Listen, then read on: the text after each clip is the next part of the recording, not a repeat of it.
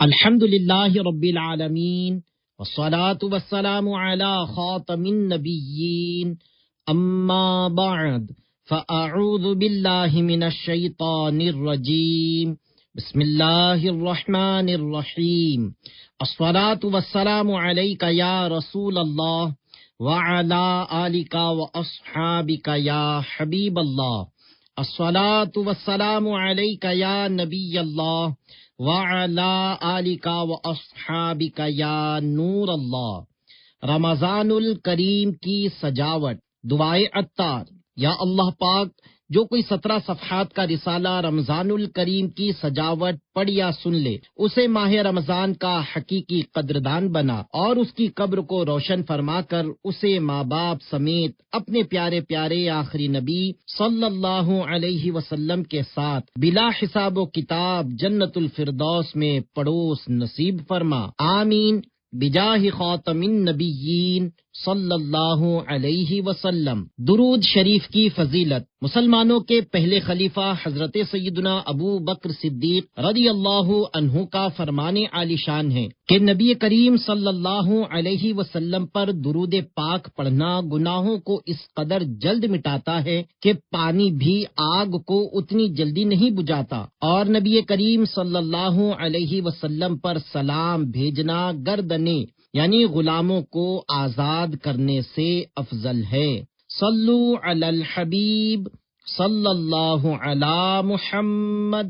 حضرت ابو اسحاق حمدانی رحمۃ اللہ علیہ فرماتے ہیں، مسلمانوں کے چوتھے خلیفہ امیر المؤمنین حضرت علی المرتضی شیر خدا رضی اللہ عنہ رمضان المبارک کی پہلی رات باہر تشریف لائے تو دیکھا کہ مساجد پر قندیلیں چمک رہی یعنی چراغ روشن ہیں اور لوگ قرآن کریم کی تلاوت کر رہے ہیں۔ یہ دیکھ کر آپ رضی اللہ عنہ نے ارشاد فرمایا، نور اللہ لک یا عمر ابن الخطاب فی قبرک کما نورت مساجد اللہ بالقرآن، یعنی اے امیر المومنین حضرت عمر فاروق اعظم رضی اللہ عنہ، اللہ پاک آپ کی قبر کو ایسا ہی روشن کرے جیسا آپ نے مساجد کو قرآن کریم کی تلاوت سے روشن کیا۔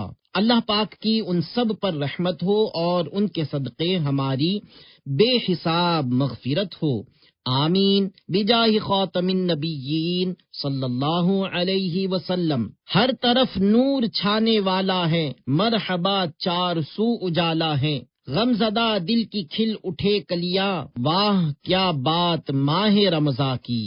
صلو علی الحبیب صلی اللہ علی محمد۔ پیارے پیارے اسلامی بھائیوں، رمضان المبارک کی عظمت و شان کے کیا کہنے۔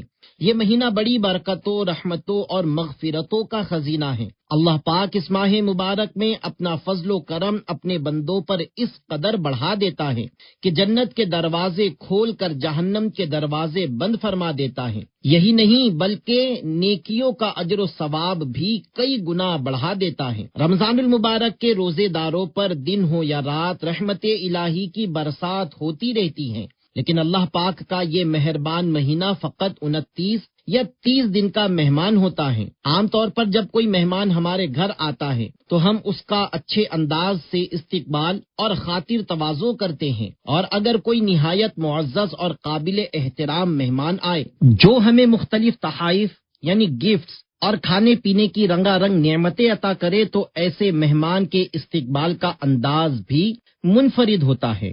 اللہ پاک کی طرف سے عطا کیا گیا رمضان کریم ہم گناہگاروں کے لیے ایک نہایت معزز، محترم اور مہربان مہمان ہے۔ اسی لیے اس ماہ مبارک کی آمد پر دنیا بھر میں مسلمان عاشقان رمضان اپنے ملکوں، شہروں، علاقوں، مسجدوں اور گھروں کو سجاتے اور خوشیاں مناتے نظر آتے ہیں۔ اور کیوں نہ خوشیاں منائے کہ یہ ماہ مبارک ہے ہی اتنی برکتوں، رحمتوں اور بخششوں والا کہ اس ماہ مبارک کے آنے پر خوش ہونا، ایک دوسرے کو مبارکباد دینا سنت سے ثابت ہے۔ مسلمانوں کے دوسرے خلیفہ حضرت عمر فاروق اعظم رضی اللہ عنہ رمضان المبارک کے تشریف لانے پر فرمایا کرتے، اس مہینے کو خوش آمدید جو ہمیں پاک کرنے والا ہے۔ آیا رمضان، آ گیا رمضان، واہ کیا بات ماہ رمضان کی، جان رمضان پر میری قربان، واہ کیا بات ماہ رمضان کی۔ تقریباً 850 سال پہلے کے مشہور تاریخ دان سیاح ابو عبداللہ محمد بن عبداللہ المعروف ابن بطوطہ لکھتے ہیں، مکہ پاک میں رہنے والوں کی عادت ہے کہ جب رمضان المبارک کا چاند نظر آتا ہے تو بڑی دھوم دھام ہو جاتی ہے۔ مسجد الحرام شریف، جس مبارک مسجد میں خانہ کعبہ شریف موجود ہیں، اس کے فرش پر نئی چٹائیاں بچھا کر اتنی زیادہ موم بتیاں اور مشعلیں جلائی جاتی ہیں کہ حرم مسجد روشنیوں سے جگمگا اٹھتا ہے۔ مسجد شریف میں محافل قائم کی جاتی ہیں، ہر طرف خوشی و مسرت کا سما ہوتا ہے۔ چاروں سچے مذاہب یعنی حنفی، شافعی، مالکی اور حنبلی کے عاشقان رسول اپنے اپنے امام صاحبان کے ساتھ نمازیں ادا کرتے ہیں۔ مسجد الحرام شریف قرآن کریم کی تلاوت کرنے والوں سے گونج اٹھتی ہے، جس سے دلوں میں رقت یعنی نرمی پیدا ہوتی اور آنکھیں اشکبار ہو جاتی ہیں۔ بعض لوگ صرف طواف خانہ کعبہ میں مشغول ہو جاتے ہیں اور بعض حتیم میں تنہا نماز پڑھنے میں مصروف رہتے ہیں۔ شافعی عاشقان رسول کی عادت ہے کہ وہ نماز تراویح ادا کر کے اپنے امام کے ساتھ خانہ کعبہ کا طواف کرتے ہیں۔ سحری کے وقت مسجد حرام کے مشرقی مینار پر مقرر زمزمی مؤذن لوگوں کو سحری کی ترغیب دیتا ہے۔ ہر مینار کی چوٹی پر ایک لکڑی کا شہتیر نصب ہوتا ہے، جس پر شیشے کے 2 بڑے قندیل روشن کر کے لٹکائے جاتے ہیں۔ جب فجر کا وقت قریب آتا ہے تو ان قندیلوں کو ایک ایک کر کے نیچے لا کر بجھا دیا جاتا ہے اور پھر اذان دی جاتی ہے۔ مکہ پاک کے وہ گھر جو مسجد الحرام شریف سے دور ہوتے ہیں اور ان تک اذان کی آواز نہیں پہنچتی، وہ عاشقان رسول ان روشن قندیلوں کو دیکھ کر سحری کرتے ہیں، اور جب یہ نظر آنا بند ہو جاتی ہیں تو کھانا پینا چھوڑ دیتے ہیں۔ ماہ مہربان ماہ رمضان کے آخری عشرے کی تاک راتوں میں قرآن کریم ختم کیا جاتا ہے، جن میں قاضی اسلام، علماء کرام اور شہر کے بڑے بڑے لوگ شرکت کرتے ہیں۔ ان محافل میں مکہ پاک کے اعلیٰ خاندان کے بچوں سے قرآن کریم ختم کروایا جاتا ہے۔ اس کے بعد ریشم سے آراستہ ممبر تیار کیا جاتا ہے اور شمعیں روشن کی جاتی ہیں۔ پھر وہ بچہ جس نے ختم قرآن کیا وہ خطبہ یعنی نیکی کی دعوت دیتا ہے۔ اس کے بعد بچے کا والد لوگوں کو اپنے گھر آنے کی دعوت دیتا ہے اور گھر میں ان حضرات کی مہمانی کرتا ہے اور انہیں بہترین کھانے اور مٹھائیاں کھلاتا ہے۔ ماہ رمضان کے پورے آخری عشرے، جسے جہنم سے آزادی کا عشرہ کہا جاتا ہے، اس کی تاک راتوں میں یہی معمول ہوتا ہے۔ اہل مکہ کے نزدیک 27ویں شب لیلۃ القدر سب سے عظیم رات ہوتی ہے۔ وہ اس مبارک رات کا اہتمام دیگر تمام راتوں سے بڑھ کر کرتے ہیں۔ اس بابرکت رات میں مقام ابراہیم کے پیچھے قرآن کریم کا ختم ہوتا ہے۔ حرم پاک میں ایک بڑے 3 منزلہ لکڑی کے ڈھانچے پر قندیلیں اور شمعیں اتنی زیادہ روشن کی جاتی ہیں کہ ان کی چمک آنکھوں کو خیرہ کرتی ہیں۔ 29ویں رات کو فقہ مالکی کے امام اپنا قرآن کریم ختم کرتے ہیں، جو دکھاوے سے پاک ایک نہایت پروقار محفل ہوتی ہے۔ پیارے پیارے اسلامی بھائیوں، دیکھا آپ نے آج رمضان المبارک میں جو مساجد میں روشنی اور چراغاں کی جا رہی ہیں، یہ کوئی نئی بات نہیں ہے، بلکہ آج سے سینکڑوں سال پہلے مسجد الحرام شریف میں بھی روشنی ہوتی تھی، اور اب بھی دنیا کے کئی ممالک میں مساجد اور گھروں کو آمد رمضان پر سجایا جاتا ہے۔ بلکہ ہمارے پیارے پیارے آخری نبی مکی مدنی محمد عربی صلی اللہ علیہ وسلم کے ظاہری زمانے میں بھی مساجد میں روشنی کرنے کی روایات موجود ہیں، جیسا کہ صحابی نبی حضرت تمیم داری رضی اللہ عنہ کے غلام سراج رضی اللہ عنہ کا بیان ہے کہ رسول اللہ صلی اللہ علیہ وسلم کی مسجد میں کھجور کی ٹہنیوں اور پتوں سے روشنی کی جاتی تھی۔ ہم قنادیل، ایک قسم کے فانوس جس میں چراغ جلاتے ہیں، روغن زیتون اور رسیاں لائے اور میں نے قندیلوں کو لٹکا کر مسجد میں روشنی کی۔ رسول اللہ صلی اللہ علیہ وسلم نے یہ دیکھ کر پوچھا کہ ہماری مسجد کو کس نے روشن کیا ہے؟ حضرت تمیم رضی اللہ عنہ نے عرض کی، میرے اس غلام نے۔ آپ صلی اللہ علیہ وسلم نے پوچھا، اس کا کیا نام ہے؟ آپ نے عرض کی، فتح۔ نبی کریم صلی اللہ علیہ وسلم نے فرمایا، بلکہ اس کا نام سراج ہے۔ پس رسول اللہ صلی اللہ علیہ وسلم نے میرا نام سراج رکھا۔ اللہ پاک کی ان پر رحمت ہو اور ان کے صدقے ہماری بے حساب مغفرت ہو، آمین بجاہ خاتم النبیین صلی اللہ علیہ وسلم۔ حضرت مفتی احمد یار خان رحمت اللہ علیہ اپنی مشہور تفسیر قرآن نور العرفان میں لکھتے ہیں حضرت سلیمان علیہ السلام بیت المقدس میں ایسے روشنی فرماتے تھے کہ کوسوں یعنی میلوں دور تک اس کی روشنی میں عورتیں چرخا کاٹ لیتی تھی۔ حضرت سلیمان علیہ السلام نے بیت المقدس میں کبریت احمر یعنی لال گندھک کی روشنی کی، جس کی روشنی 12 مربع میل ہوتی تھی، اور اسے چاندی سونے سے آراستہ فرمایا۔ تفسیر قرآن روح البیان میں ہے حضرت سلیمان علیہ السلام نے مسجد میں 1700 سونے کے قندیل چاندی کے زنجیروں سے لٹکانے کا حکم جاری فرمایا تھا۔ مسلمانوں کے دوسرے خلیفہ حضرت سیدنا عمر رضی اللہ عنہ نے روایت کی کہ جس نے اللہ پاک کی مساجد کو روشن کیا، اللہ پاک اس کی قبر کو روشن فرمائے گا، اور جس نے مسجد کو پاکیزہ خوشبو سے خوشبودار کیا تو اللہ پاک اس کی قبر میں جنت کی خوشبو داخل کرے گا۔ حدیث پاک میں بیان کیا گیا ہے جس نے مسجد میں چراغ روشن کیا تو جب تک مسجد میں روشنی رہتی ہے تب تک عام فرشتے اور عرش اٹھانے والے خاص فرشتے اس کے لیے بخشش کی دعا مانگتے رہتے ہیں۔ اے عاشقان ماہ رمضان، الحمدللہ رمضان کریم کی تشریف آوری پر دنیا بھر میں اس ماہ مبارک کو مختلف انداز سے سیلیبریٹ کیا جاتا ہے۔ کئی ممالک میں رمضان المبارک کی آمد پر گھروں گلیوں کو رمضان الکریم اور اہلاً یا رمضان وغیرہ کے نام کے اسٹیکرز اور ہلال رمضان یعنی رمضان شریف کے چاند کے بورڈز وغیرہ لگا کر سجایا جاتا ہے۔ بچے نئے لباس پہنے مختلف قندیلیں ہاتھ میں لیے چوراہوں گلی کوچوں میں ماہ رمضان کی آمد پر مبارکباد دیتے اور ماہ رمضان کی آمد پر خوشی مناتے دکھائی دیتے ہیں۔ سوشل میڈیا کے ذریعے مختلف ممالک مثلاً عرب شریف، مصر، عراق، شام، یمن، امارات وغیرہ کی رمضان المبارک کی آمد پر خوشیوں اور سجاوٹ کی مختلف ویڈیوز دیکھی جا سکتی ہیں۔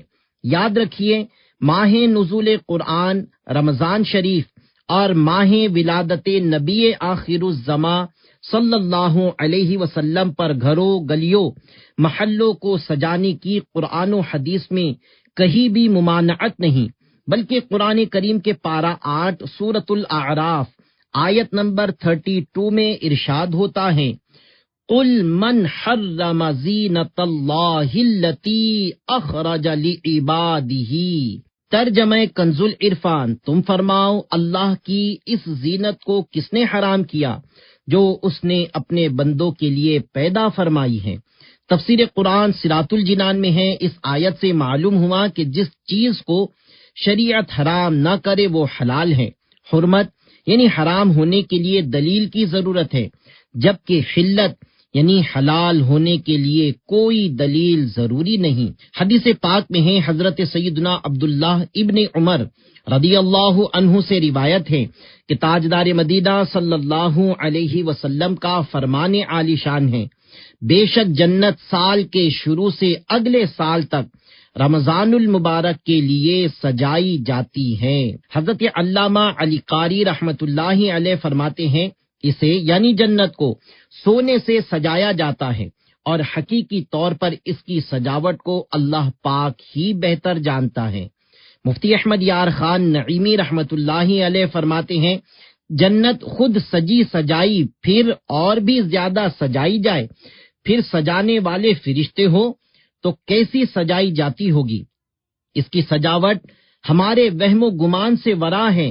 بعض مسلمان رمضان میں مسجدیں سجاتے ہیں، وہاں قلعی چونا کرتے ہیں، جھنڈیاں لگاتے، روشنی کرتے ہیں، ان کی اصل یہی حدیث ہے صلو علی الحبیب صلی اللہ علی محمد۔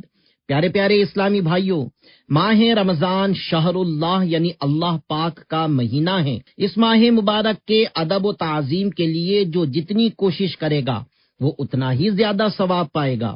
اللہ پاک کی رحمت سے ماہ رمضان کے آنے پر جو کوئی محبت و تعظیم کے سبب اپنے گھر کو سجاتا ہے وہ رحمت الہی کا حقدار بنتا ہے، کیونکہ ماہ رمضان شریف سے محبت دراصل اللہ پاک سے محبت ہے، کیونکہ اس ماہ مبارک سے محبت فقط اللہ پاک کی رضا کے لیے ہوتی ہے۔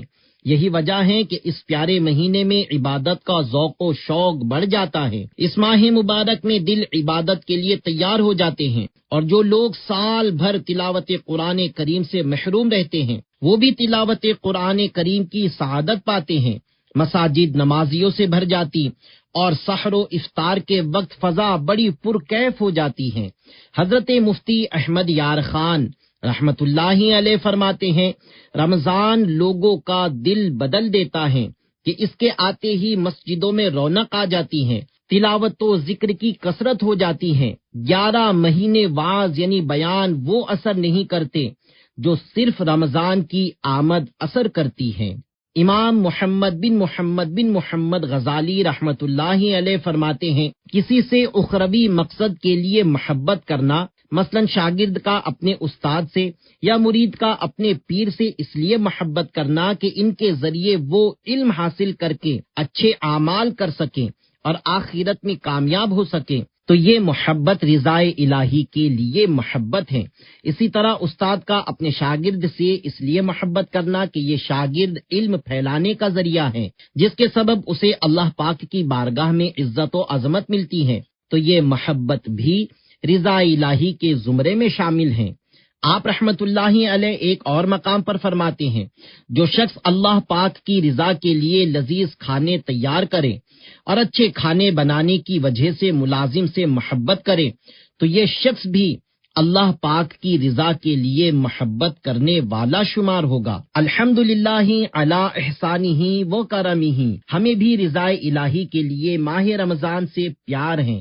حقیقی عاشق ماہ رمضان بانی دعوت اسلامی حضرت علامہ مولانا محمد الیاس عطار قادری دامت برکاتہم العالیہ نے چند اشعار میں ماہ رمضان سے محبت کا خوب اظہار فرمایا ہے، سنیے اور محبت رمضان میں جھومیے۔ مجھ کو رمضان سے محبت ہے، میرے رب کی یہ خاص رحمت ہے، مصطفیٰ کی بڑی عنایت ہے، غوث و احمد رضا کی برکت ہے، مجھ کو رمضان سے محبت ہے۔ ماہ رمضان سے جس کو الفت ہے، قابل رشک اس کی قسمت ہے، بے شک اس پر خدا کی رحمت ہے، قبر و محشر میں وہ سلامت ہے۔ ماہ رمضان جہاں میں پھر آیا، مغفرت کا پیام ہے لایا، رحمت حق کا ہو گیا سایہ، لحظہ لحظہ نزول رحمت ہے۔ خوب رونق ہے ماہ غفران کی، کیسی برکت ہے ماہ قرآن کی، واہ کیا بات ماہ رمضان کی، کیا ہی رمضان کی شان و شوکت ہے۔ پہلا اشرا ہے خاص رحمت کا، دوسرا مغفرت کا ہے اشرا، تیسرے میں ملے گی آزادی، نار سے اس کو جس پہ رحمت ہے، مسجدیں ہو گئی ہیں پھر آباد، بڑھ گئی نیکیوں کی ہے تعداد، سرد بدیوں کا ہو گیا بازار، بڑھ گیا جذبہ عبادت ہے، واہ سحری کی کیا بہاریں ہیں، خوب افطار کے نظارے ہیں، روزہ داروں کے وارے نیارے ہیں، کیا تراویح کی بھی لذت ہے، ماہ رمضان کا غم عطا فرما، یا خدا چشم نم عطا فرما، ماہ رمضان کے عشق میں رونا، دو جہاں کے لیے سعادت ہے، ماہ رمضان کے روزہ داروں کی خوش نصیبی ہے اور خوش بختی، اس کو فیضان ماہ رمضان سے خلد ملتی ہے،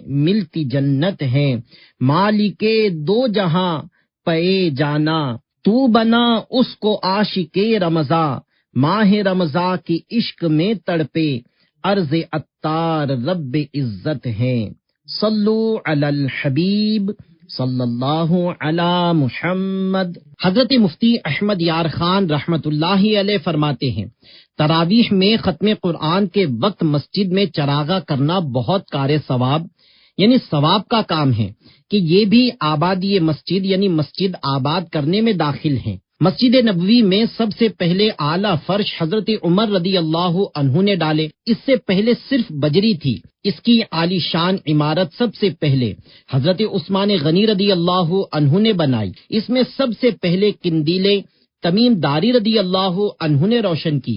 عہد فاروقی میں رمضان کی تراویح کے موقع پر آپ نے چراغاں کیا اور حضرت علی رضی اللہ عنہ نے عمر فاروق رضی اللہ عنہ کو نور قبر کی دعا دی کہ اللہ پاک آپ کی قبر کو روشن کرے۔ صحابی رسول حضرت دحیہ کلبی رضی اللہ عنہ مسجد نبوی میں چراغاں کرتے تھے۔ یہ سب حضرات اللہ پاک کے پیارے تھے۔ پیارے پیارے اسلامی بھائیوں، خوشی کے مواقع مثلا سالگرہ یا شادی وغیرہ پر گھروں کو سجایا اور روشنیوں سے جگمگایا جاتا ہے۔ اگر تعظیم رمضان کی اچھی اچھی نیتوں کے ساتھ اپنے گھروں کو لائٹنگ وغیرہ سے سجائیں گے تو اللہ پاک کی رحمت سے ضرور ثواب پائیں گے۔ ماہ رمضان کی آمد پر خوشی منانا اور اس کی تعظیم میں گھروں دکانوں کو سجانا سعادت مند لوگوں کا حصہ ہے، کیونکہ رمضان کریم شاعر اللہ یعنی اللہ پاک کی نشانیوں میں سے ہے، اور اللہ پاک کی نشانیوں کی عزت و تعظیم کرنا پرہیزگار لوگوں کا کام ہے، جیسا کہ پارہ 17 سورۃ الحج آیت نمبر 32 میں ارشاد ہوتا ہے، وَمَن يُعَظِّمْ شَعَائِرَ اللَّهِ فَإِنَّهَا مِن تَقْوَى الْقُلُوبِ۔ ترجمہ کنز العرفان، اور جو اللہ کی نشانیوں کی تعظیم کرے تو یہ دلوں کی پرہیزگاری سے ہیں۔ تفسیر نعیمی میں ہے، شاعر سے ہر وہ چیز مراد ہے جن کی تعظیم رب کی عبادت کی نشانی ہو، یا وہ نشان جن کے قیام کا رب نے حکم دیا ہو۔ لہٰذا وہ جگہ اور وہ وقت اور وہ علامات جو دین کی نشانیاں ہوں، سب شاعر اللہ یعنی اللہ پاک کی نشانیاں ہیں۔ کعبہ، عرفات، مزدلفہ، صفا، مروہ، مینا، مسجد بزرگان دین رحمت اللہ علیہم کے مقابر یعنی مزارات، ایسے ہی رمضان، عید، جمعہ وغیرہ شاعر دین ہیں۔ بلکہ جس چیز کو اللہ پاک کے مقبول بندوں سے نسبت ہو جائے وہ بھی شاعر اللہ یعنی اللہ پاک کی نشانیاں بن جاتی ہیں۔ حضرت بی بی ہاجرہ رضی اللہ عنہا کے قدم مبارک صفا و مروہ کے پہاڑوں پر لگے تو وہ پہاڑ شاعر اللہ یعنی اللہ پاک کی نشانیاں بن گئے، جس کا بیان قرآن کریم کے دوسرے پارے کی سورۃ البقرہ کی آیت نمبر 158 میں موجود ہے۔ رب کا مہمان ماہ رمضان امت مصطفیٰ کے لیے بڑا ہی مہربان اور رحمت رحمان ہے کہ اس کی ہر گھڑی رحمت بھری ہے۔ روزہ دار کا سونا بھی عبادت ہے، نفل کا ثواب فرض کے برابر اور فرض کا ثواب 70 گنا بڑھ جاتا ہے۔ دیگر مہینوں میں خاص دن یا خاص راتیں برکت والی ہوتی ہیں، مگر اس ماہ کریم کا ہر دن اور ہر رات رحمتوں برکتوں کی کان ہے۔ دیگر اسلامی مہینوں کی تاریخ یاد نہیں ہوتی، مگر اس ماہ مبارک کا ایک ایک دن گن گن کر گزارا جاتا ہے۔ اللہ پاک کا ہم بے حد شکر ادا کرتے ہیں کہ اس نے ہمیں اپنے پیارے پیارے آخری نبی مکی مدنی محمد عربی صلی اللہ علیہ وسلم کی امت میں پیدا فرمایا اور ہمیں ماہ رمضان کی نعمت سے نوازا۔ الحمدللہ گزشتہ 1 یا 2 سال سے حقیقی عاشق رمضان امیر اہل سنت دامت برکاتہم العالیہ کی ترغیب پر عاشقان رسول کی دینی تنظیم دعوت اسلامی کے مکتبۃ المدینہ کی طرف سے رمضان کریم کی مناسبت سے مختلف پینافلیکس اور کارڈز تیار کیے جاتے ہیں، جو اس کی ایپ سے گھر بیٹھے آرڈر کے ذریعے منگوا کر گھر کو سجایا جا سکتا ہے۔ سال 2024 میں خلیجی ملک عرب امارات یعنی دبئی گورنمنٹ کی طرف سے جاری کردہ خلیج نیوز میں اس خبر نے کئی عاشقان رسول کے دلوں کو خوش کر دیا کہ ماہ رمضان المبارک کی آمد پر جو کوئی اپنے گھر کو سب سے زیادہ ڈیکوریٹ کرے یعنی سجائے گا، اس کو 1 لاکھ درہم بطور انعام پیش کیے جائیں گے۔ دوسرے اور تیسرے نمبر پر آنے والوں کے لیے بھی انعامات کا اعلان کیا گیا۔ خبر کا اردو ترجمہ برانڈ دبئی، جو دبئی گورنمنٹ میڈیا آفس کا ایک شعبہ ہے، اور فرجان دبئی نے دبئی کے بہترین سجے ہوئے رمضان گھروں کے مقابلے کے آغاز کا اعلان کیا ہے۔ اس مقابلے کے ذریعے دبئی کے رہائشی خاندانوں کو دعوت دی گئی ہے کہ وہ پورے ماہ رمضان المبارک کے دوران اپنے گھروں کو سجاوٹ اور روشنیوں سے آراستہ کرے۔ اس مقابلے میں شاندار انعامات رکھے گئے ہیں، جن میں پہلی پوزیشن حاصل کرنے والے کو 1 لاکھ درہم، دوسری پوزیشن والے کو 60,000 درہم اور تیسری پوزیشن والے کو 40,000 درہم دیے جائیں گے۔ ابتدائی 3 انعامات کے سوا 7 شرکاء کو 2 افراد کے لیے عمرہ کے ٹکٹ بھی دیے جائیں گے۔ یہ مقابلہ ترغیب دیتا ہے کہ اپنے گھروں کو خوبصورتی سے سجا کر رمضان المبارک کو بھرپور انداز میں منائے۔ رمضان المبارک کے رخصت ہونے سے چند دن پہلے ادارے کو جن لوگوں نے اپنے گھروں کو سجا کر پیغامات بھیجے ان میں انعامات تقسیم کیے گئے۔ پڑھنے والوں کے لیے رغبت کا سامان کرتے ہوئے اس مقابلے میں پہلے نمبر پر آنے والے گھر کی تصویر جو کہ اسی کتاب کے ٹائٹل پر موجود ہے اور مکمل خبر QR کوڈ کی صورت میں پیش خدمت ہے۔ اس گھر کو سجانے والوں کا کہنا ہے کہ ہمیں یہ گھر سجانے میں کم و بیش 5 دن لگے۔ صحابی نبی حضرت تمیم داری رضی اللہ عنہ نے 4000 درہم کا ایک مہنگا اور عمدہ لباس خرید کر رکھا ہوا تھا، لہٰذا جس رات لیلۃ القدر کا گمان ہوتا تو خصوصیت کے ساتھ اسی لباس کو پہنتے اور پوری رات ذکر و عبادت میں گزار دیتے تھے۔ امام اعظم ابو حنیفہ حضرت نعمان بن ثابت رحمۃ اللہ علیہ رات کی نماز کے لیے قیمتی قمیص، پاجامہ، امامہ اور چادر پہنتے تھے جس کی قیمت 1500 درہم تھی۔ آپ رحمۃ اللہ علیہ ہر رات نماز ایسے لباس میں پڑھتے تھے اور فرماتے تھے کہ جب ہم لوگوں سے اچھے لباس میں ملتے ہیں تو اللہ پاک سے اعلیٰ لباس میں ملاقات کیوں نہ کریں۔ اے عاشقان رمضان، رمضان المبارک کی سجاوٹ ہو یا ماہ میلاد کی، اس بات کا خیال رکھنا ضروری ہے کہ جب رات دیر گئے لوگوں کی چہل پہل ختم ہو جائے تو اس وقت گھروں کی سجاوٹ، لائٹس وغیرہ بند کر دی جائے، کیونکہ ان روشنیوں کا مقصد لوگوں کے دلوں میں ماہ رمضان کی عظمت و تعظیم اور ماہ میلاد شریف میں حضرت بی بی آمینہ رضی اللہ عنہا کے لال محبوب رب ذوالجلال صلی اللہ علیہ وسلم کے دنیا میں تشریف لانے کی خوشی کا اظہار کرنا ہوتا ہے۔ جب لوگوں کی آمد و رفت ختم ہو گئی تو گویا سجانے کا مقصد پورا ہو گیا، لہٰذا اپنے اپنے علاقے کے عرف و حالات کے مطابق لائٹس بند کر دیجئے۔ امیر اہل سنت دامت برکاتہم العالیہ اپنی کتاب چندے کے بارے میں سوال و جواب میں لکھتے ہیں، اگر چندہ دینے والے کو صراحتاً یا دلالتاً اجازت ہو تو کر سکتے ہیں، ورنہ نہیں۔ صراحتاً سے مراد یہ ہے کہ مسجد کے لیے چندہ لیتے وقت کہہ دیا کہ ہم آپ کے چندے سے جشن ولادت اور 11ویں شریف، شب براءت وغیرہ بڑی راتوں کے مواقع پر نیز رمضان المبارک میں مسجد میں روشنی بھی کریں گے، اور اس نے اجازت دے دی۔ دلالتاً یہ ہے کہ چندہ دینے والے کو معلوم ہے کہ اس مسجد پر جشن ولادت اور دیگر بڑی راتوں کے مواقع پر اور رمضان المبارک میں چراغاں ہوتا ہے اور اس میں مسجد ہی کا چندہ استعمال کیا جاتا ہے۔ عافیت اسی میں ہے کہ چراغاں وغیرہ کے لیے الگ سے چندہ کیا جائے، جتنا چندہ ہو جائے اسی سے چراغاں کر لیا جائے، اور چراغاں میں جو کچھ بجلی خرچ ہوئی اس کے پیسے بھی اسی سے ادا کیے جائے۔ پیارے پیارے اسلامی بھائیوں، گھر میں جو جگہ نماز کے لیے مقرر یعنی فکس کی جائے اسے مسجد بیت کہتے ہیں۔ اللہ پاک کے پیارے پیارے آخری نبی صلی اللہ علیہ وسلم نے ارشاد فرمایا، جب تم میں سے کوئی شخص اپنی مسجد میں نماز ادا کر لے تو اسے چاہیے کہ اپنے گھر کے لیے نماز میں سے کچھ حصہ بچا رکھے، کیونکہ اللہ پاک اس نماز کے سبب اس کے گھر میں خیر و برکت عطا فرمائے گا۔ اے عاشقان رسول، پہلے کے پاکیزہ دور کے مسلمانوں کے گھر میں مسجد بیت یعنی گھریلو مسجد ہوا کرتی تھی۔ افسوس، اب گھروں میں bed room, drawing room, dressing room, study room, fitness room, T V lounge اور نہ جانے کیا کیا بنایا جا رہا ہے۔ اگر نہیں بناتے تو مسجد بیت اور وضو خانہ نہیں بناتے۔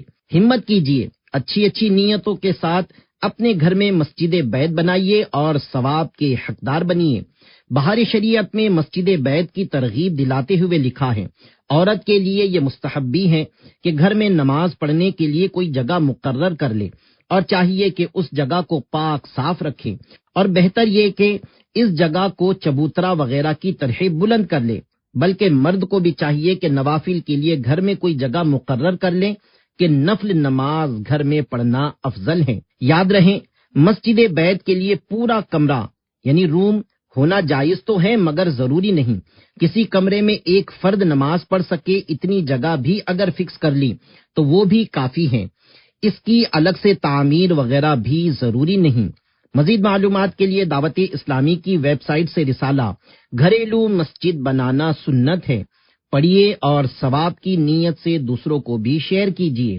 صلو علی الحبیب صلی اللہ علی محمد۔ رمضان الکریم کی سجاوٹ کرنے والوں کے لیے پیغام امیر اہل سنت اور دعا۔ بسم اللہ الرحمن الرحیم۔ ایک بہت پیاری، انوکھی اور خوشیوں بھری بات عرض کرنے جا رہا ہوں۔ الحمدللہ ماہ رمضان کی تشریف آوری ہونے والی ہے۔ ایک با عظمت مہمان تشریف لا رہا ہے۔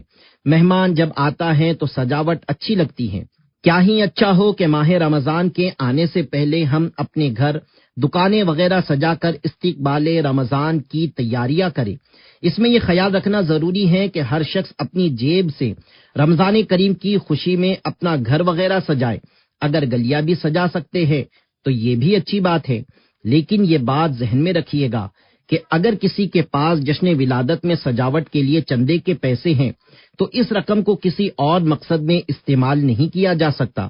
چونکہ رمضان شریف میں اس کی عرفاً اجازت نہیں ہے، اس لیے چندے کے پیسوں سے اس طرح کی سجاوٹ نہیں کی جا سکتی۔ اگر عرف سے ہٹ کر مسجد یا مدرسے کے چندے کو استعمال کیا گیا تو یہ گناہ ہوگا۔